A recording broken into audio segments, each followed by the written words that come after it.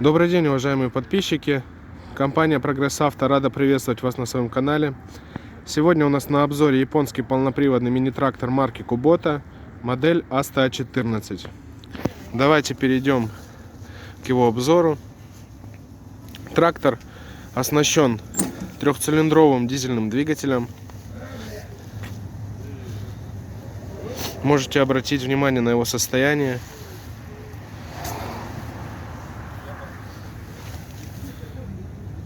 Весь трактор, как и двигатель, в родной краске.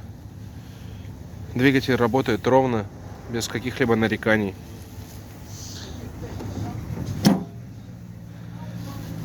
Трактор будет продаваться в комплекте с почвенной фрезой. Рабочая ширина почвенной фрезы 1,2 метра. Система крепления двухточечное навесное устройство. Видим, присутствует на навеске гидравлический цилиндр. То есть регулировать фрезу мы можем не только то есть поднимать, опускать ее, но еще и регулировать ее по уровню горизонта. На данной модели это достаточно просто. Этим флажком мы регулируем наклон влево-вправо. Здесь мы фиксируем, то есть либо фреза у нас будет автоматически возвращаться в исходное положение, либо мы задаем принудительный режим. Рычаг подъема и опускания навесного устройства. Дальше все стандартно. Сдвоенные тормоза, педаль газа, ручник, педаль блокировки заднего дифференциала.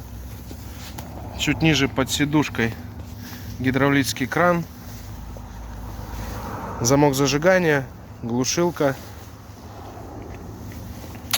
Наработка у нас 686 моточасов. Ручной газ, не помню, сказал или нет. Ну и зеркало заднего вида. Давайте его обойдем.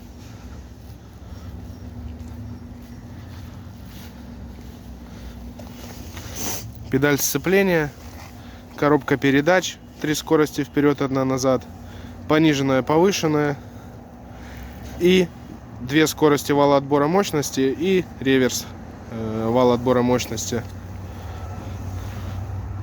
Под сиденьем у нас бардачок расположился. Единственное, что мы с вами еще не посмотрели, по-моему, это состояние резины. Давайте его смотрим. Левое переднее колесо.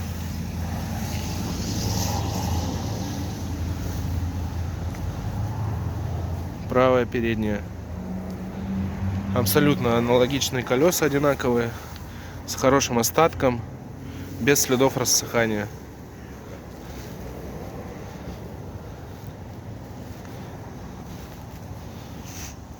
Задняя правая.